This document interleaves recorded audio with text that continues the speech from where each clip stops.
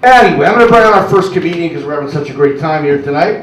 The first comedian is a Jew from New York, a regular here. Give him some love. You'll have a good time tonight as we get going. Give it up for Jeff Simon! How's everybody doing tonight? I'd like to thank everybody for coming out to see me tonight. Not used to performing to such a big crowd. I'm a little nervous, you know. Well, as Scotty said, I'm a Jew from New York. I'm not religious. The only time I believe in God is when somebody's dying and I owe them a lot of money. Then I'll say, please God, no miracles this time. Just let the motherfucker die. And the best deal I ever made was marrying a shiksa. That's a girl that's not Jewish. We had 3 kids. None of them got bar mitzvah. I made $100 grand on that deal. We got married by a priest and a rabbi. The priest didn't want to marry us until I showed him some naked pictures of my 8-year-old nephew. And he said, there's only one God. He gave me a high five, said, I'll do your ceremony. I grew up in the 50s. My favorite Jew on the Yankees was the general manager. We finally got a Jew in the 70s. He was so big we had to wait another 30 years to get another Jew. But we have a Jew on the team now. I don't know if there's any Yankee fans here. His name is Euclid. The only problem is if a Jew doesn't get the guy in from third with less than 2 outs, the fans at the stadium will turn on him. You know, like Euclid struck out with the bases loaded yesterday, and 2 guys with Hitler mustaches were holding up this sign that said, get the Jew out of here, you know? Fucking fans at the stadium, you know? And I got a good friend of mine. He just moved to Tampa. He loves it there. He moved there from Lauderdale. Says the thing he misses most about the East Coast, he hasn't seen a big nose in 3 months. I'm getting more laughs now than I do with big crowds, you know. Usually one person laughs, you know. I was talking to this Jew who just dumped his wife for a hot young Russian chick. Don't feel bad for the wife. She's getting the summer house in the Hamptons, the East Side apartment, the Mercedes, and $5 million cash. Any married women here? No? Any women here? Oh yeah, are you married? You should be on the, how come you're not on the Upper East Side trying to get some Jew to marry? You mean you can't use a Mercedes or $5 million? No. If I was a woman, that's right, bitch. On the East Side trying to get some Jew to marry me. No homo, you know. And I know this Jew who lost $20 million to Bernie Madoff. He knew it was a Ponzi scheme. The first time he got his monthly statement, it was handwritten on a hot dog wrapper, and all it said was, "You're up 20%, love Bernie." But he didn't turn Madoff in because when a Jew's up 10 to 15%, that's too good to be true. But if a Jew's up 20%, that's like being high on crack or heroin. You're out of touch with reality. Last time I was up 20%, I was like seeing hookers every night, sitting courtside at Knicks games, eating lobster at Del Frisco's. But there's nothing like being up 30%. That is like, life doesn't get any better than that, you know? Because that's when you can dump your wife for a hot young Russian chick.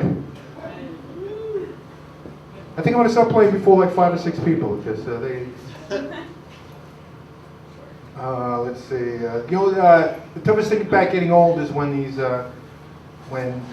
Dunkin' Donut bitches automatically give you the senior discount. You know, I hate that. And the second toughest thing is when I keep forgetting to take Viagra before I have sex with hot young women. And my appetite's not what it used to be.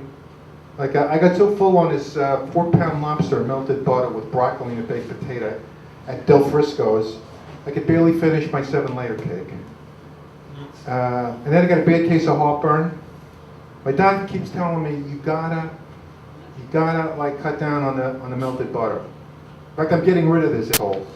He stopped giving me Viagra samples, and his receptionist, the meanest woman I've ever met. You walk in there and she says, $20, no credit cards. You believe this bitch? Whatever happened to good morning, sir? $20 is your copay. And then he's been sending me to this Doppler ultrasound test like a couple of times a year, and I said, is something wrong? He goes, no, I get a kickback for every referral, you know? That's a stupid joke. I don't know why I said that.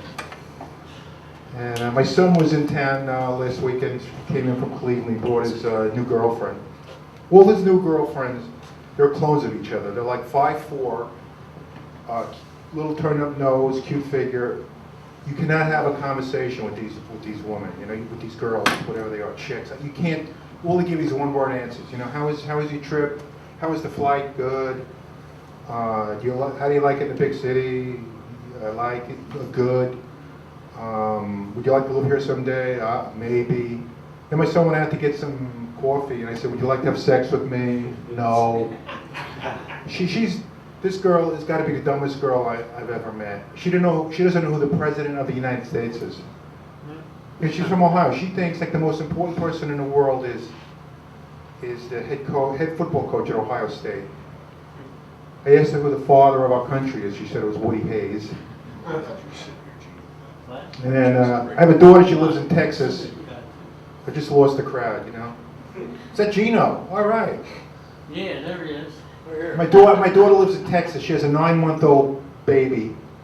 Anybody with kids here? All right. Yeah, I mean, she totally, her life revolves around this kid. It's like, I never saw a kid get so much attention, you know, it's not healthy, you know?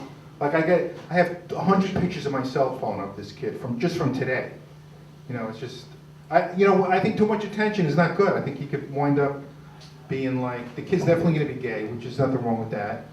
But he's either going to be like a terrorist or like Keith Olbermann. I'm blaming on the computer.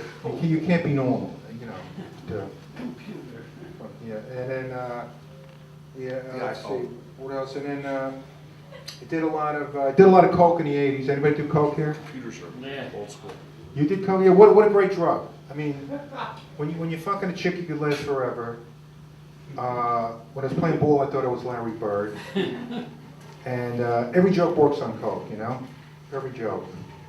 No, not like this stuff. Well, it's not bad tonight, I'm telling you. You know, I usually get no laughs at all, you know? And everybody in the 80s was doing coke, you know, everybody. You know, like if you came out of a bathroom in the 80s and you weren't whistling, then man, it just meant you were out of coke. Now it's medical marijuana. Yeah, and thanks. What's your first name again? Cheech. Yeah, okay, and then, but I used to get, it did make you paranoid. Like if I was open and you didn't get me the ball, I would threaten to kill you. Even if I wasn't open, I would threaten to kill you. But I got into a lot of fights on coke. I used to fight with everybody. And I never lost a fight on coke. I was undefeated. My proudest victory is against my mother-in-law. I told her to shut the fuck up, you fat bitch. She started to cry and stopped talking. Ring Magazine named me Fighter of the Year. The rematch was on pay-per-view. I kicked her ass in that one too. And yeah, I just bought this unbelievable weed. 500 an ounce. I got it from Gene. 500 an ounce. This shit's so unbelievable. You gave it to me for $4. It takes you to the next level. You got the bad shit. It takes you to the next level, and it doesn't fuck you up. Like I went to the ATM last night and got money out on the first try. And you can multitask on this. Like I went from like the Today Show to Morning Joe to Sports Center this morning. I went back and forth all morning. The only problem with this stuff is, well, it's so expensive. You can only smoke it for special occasions, like I have a hooker coming over or a family get together. Or a brain tumor. Yeah, and the only problem with weed, as Gene can tell you, is you smell like weed. You know, you smell like it. You know, you smell like weed. And like I was in a bar the other night, and this guy says to me, "It smells like marijuana." Marijuana in here. The guy is like staring right at me, you know. I know the guy. He's some asshole Republican, you know. He thinks marijuana is a gateway drug to heroin. He listens to like Rush in his car, jerks off to a picture of O'Reilly every night. Makes all his girlfriends wear painted bras and dye their hair blonde so they look like Fox News Channel anchors. He's a typical asshole Republican, you know.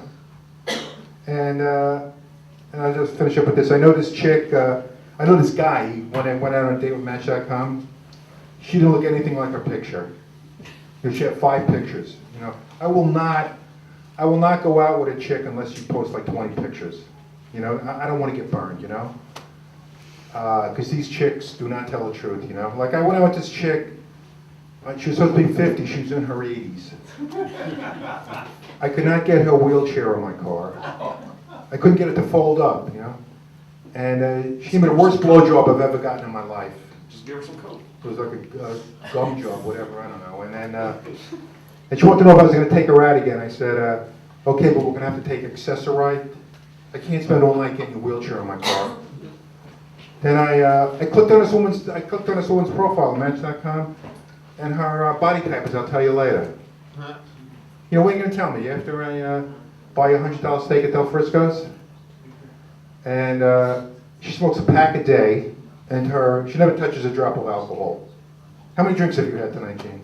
3. Yeah, you're a liar. 3 too You stopped counting at 3. 3 Three with me. But she never touches a drop of alcohol, which is code for I'm an alcoholic, you know? But Gene's not an alcoholic. I want to thank you very much. This is a great crowd here. Thank you.